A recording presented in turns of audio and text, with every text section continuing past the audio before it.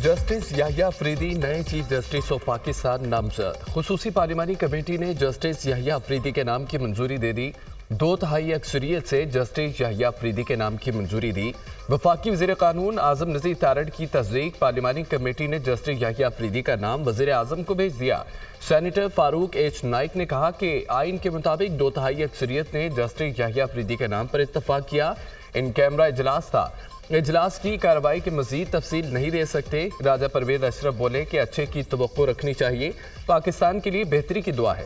PTI ने पार्लिमानी committee इजलास का बाइकआउट किया। 12 अरकान में से 9 अरकान ने इजलास में शिरकत की। सीनियर तरीन 3 जजों के नामों पर गौर किया गया। एहसन इकबाल ने कहा कि PTI का कमेटी इजलास में शिरकत न करना काबिल अफसोस है। हमने PTI अरकान को मुशावरत में शामिल करने की बहुत कोशिश की।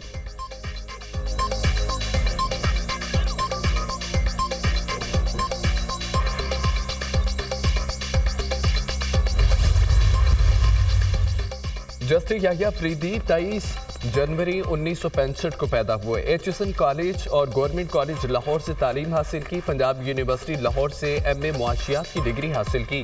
कॉमनवेल्थ स्कॉलरशिप पर कैम्ब्रिज से LLB की डिग्री हासिल की। 1990 में हाई कोर्ट के वकील की हैसियत में प्रैक्टिस शुरू की।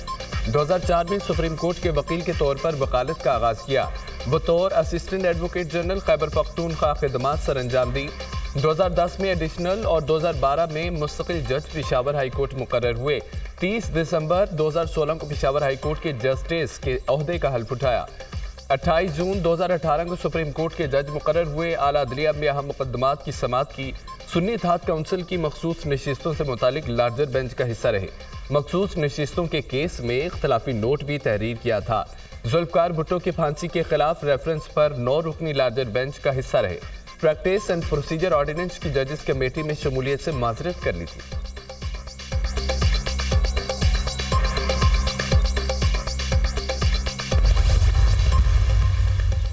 तहरीक इंसाफ और सुन्नी इत्तेहाद काउंसिल का खुसूसी पार्लिमानी कमेटी का बाइकआउट। किसी रुकन ने कमेटी इजलास में शिरकत न की। स्पीकर कौमी असम्बली और खुसूसी पार्लिमानी कमेटी के अरकान सुन्नी इत्तेहाद काउंसिल और PTI को मनाने में नाकाम। स्पीकर अयाज सादिक से चेयरमैन PTI बैरिस्टर गौहर की मुलाकात। सेनेटर कामरान मुर्तजा, एहसन इकबाल और राना इंतजार की भी मुलाकात में शिरकत।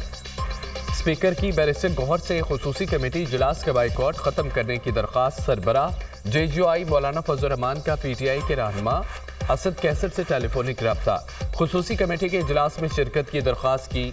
चेयरमैन PTI बैरिस्टर गौहर ने कहा है कि 26 में आईनी तरमीम गैर आईनी है। इस तरमीम और इसके नतीजे में बनी कमेटी को नहीं मानते, इसी वजह से बाइकआउट किया। हमारी सियासी कमेटी का फैसला हतमी है। मौलाना फजल रहमान का भी पैगाम मिला मगर मुआजरत कर ली।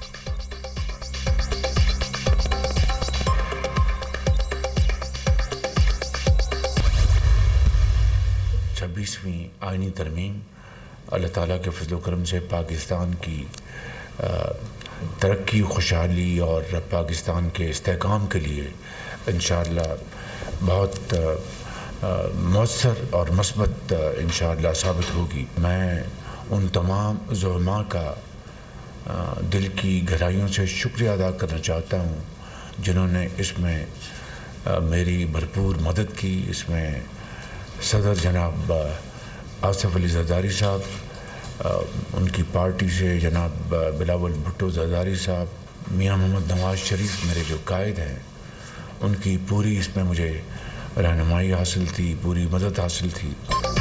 आईनी तरमीम से अवाम को अदालतों से जल्द इंसाफ मिलेगा। तरमीम मुल्क की तरक्की और खुशहाली के लिए मौसर साबित होगी। अवाम के केसेस कई साल से अदालतों में ज़ेर इल्तवा है, इंसाफ नहीं मिलता। आईनी बेंच के क़याम से आम आदमी को सहूलत मिलेगी।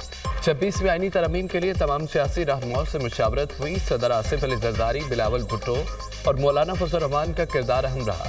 आईनी तरमीम मिसाक जमहूरियत के विजन और सच्चाई की गवाही है। वज़ीर आज़म की वफाकी काबीना के इजलास में गुफ्तगू। आईनी तरमीम की मंजूरी पर मुबारकबाद। कहा SU कॉन्फ्रेंस कामयाब रही। अफवाज पाकिस्तान ने कॉन्फ्रेंस को कामयाब बनाने में मदद की।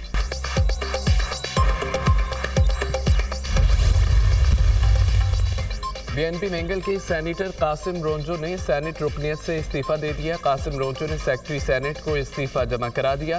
कासिम रोंजो सेनेट में BNP मेंगल के पार्लिमानी लीडर भी हैं। सरदार अख्तर मेंगल ने दोनों सेनेटर से इस्तीफा तलब किया था। سینیٹر نسیمہ احسان اور قاسم رونجو نے آئینی ترمیم کے حق میں ووٹ دیا تھا۔ قاسم رونجو نے ویڈیو پیغام میں کہا، پارٹی سربراہ نے زبردستی پریس کانفرنس کروائی، سب کچھ لکھ کر میرے سامنے رکھا گیا، زبردستی یہ الفاظ ادا کیے، یہ پریس کانفرنس من گھڑت اور جھوٹ پر مبنی تھی۔ میں اس سب کی تردید کرتا ہوں، میں 15 دن سے گھر میں موجود تھا۔ جہاں زیب رونجو نے ایکس پر پیغام میں کہا کہ میرے والد کو سینٹ سے استعفیٰ دلوانے کے لیے زبردستی لایا گیا، پارٹی کی عادت سے یہ توقع نہیں تھی۔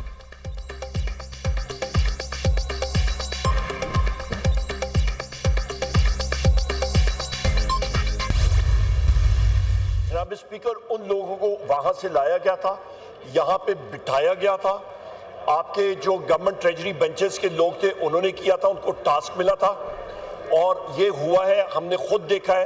ممبر کو میں نہیں روک سکتا کہ کہاں بیٹھیں۔ آئی ول میک شور جتنے لوگ یہاں پہ تھے ان کی فوٹیج لوں گا، ان کی تصویریں لے کے آپ کو بتاؤں گا کہ بھی کون تھے اور کون نہیں تھے۔ ایوان سے ارکان پارلیمنٹ کو گرفتار کیا گیا، ہمارے لوگوں پر ظلم کر کے ووٹ لیا گیا، لوگوں کو یہاں چیمبرز کے اندر رکھا گیا۔ اپوزیشن لیڈر عمر ایوب کے الزامات قومی اسمبلی میں اظہار خیال کرتے ہوئے کہا کہ آپ سارجنٹ سے چیک کروائیں کہ یہ لوگ کون تھے۔ میں نے اسپیکر کے اسٹاف کو تصاویریں دی، انکوائری کریں، یقینی بنائیں کہ CCTV وی فوٹیج ڈیلیٹ نہ ہو۔ یہ روایات بہت غلط ہیں، خدا کے لیے یہ روایات نہ ڈالیں، یہ جمہوریت کے ماتھے پر دبا ہے۔ اسپیکر قومی اسمبلی ایاز صادق نے کہا کہ میں ویڈیو چیک کروں گا، پھر آپ کو جواب دوں گا۔ یہاں پر جتنے لوگ کھڑے تھے وہی سیکیورٹی میں تھے، میں کسی رکن کو حکومتی بینچوں پر بیٹھنے سے نہیں روک سکتا۔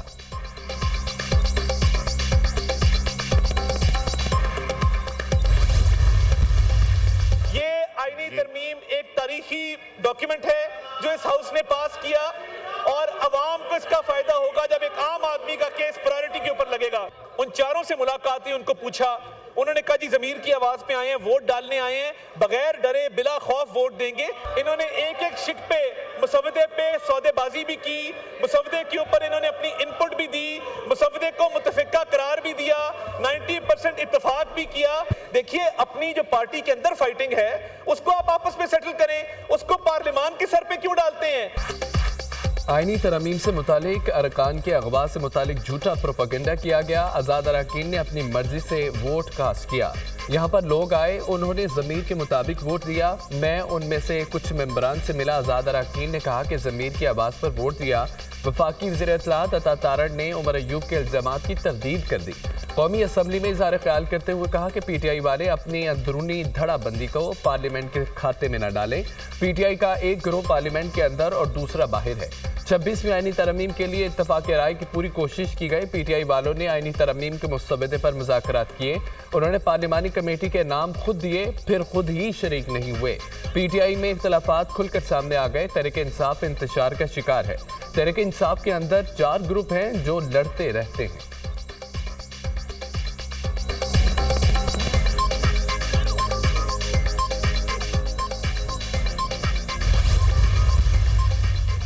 چھبیسویں آئینی ترمیم کی منظوری پر قوم کو مبارکباد دیتا ہوں، بے نظیر بھٹو نے میثاق جمہوریت میں جوڈیشل ریفارمز کا وعدہ کیا تھا۔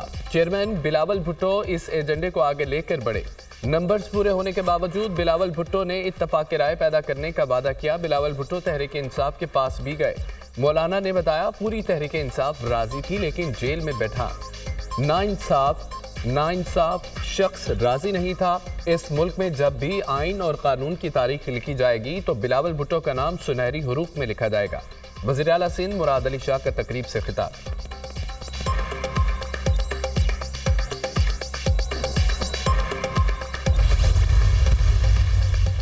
اور آئینی ترمیم کو نہیں مانتے، ترمیم کے خلاف پورے ملک میں احتجاج کریں گے، اس بار ہم پورے پاکستان کو بلاک کریں گے، ہمارا احتجاج حکومت سے جان چھڑانے تک جاری رہے گا۔ آئینی ترمیم آزاد عدلیہ پر حملہ ہے، عدلیہ میں اپنی مرضی کے لوگ لگا کر من پسند فیصلے کرانا چاہتے ہیں۔ ترمیم کے لیے ووٹ دینے والوں کو پارٹی سے فارغ کریں گے، غداری کرنے والوں کے نام سامنے آ گئے، شوکاز نوٹس جاری کریں گے، بزدل لوگوں کی تحریک انصاف میں کوئی جگہ نہیں۔ وزیر اعلیٰ خیبر پختونخوا علی امین گنڈاپور کی میڈیا سے گفتگو، کہا برے وقت میں سب کا پتہ چل رہا ہے، ہم ڈٹے ہوئے ہیں، وقت بدلے گا، ہم اپنا مینڈیٹ واپس لیں گے۔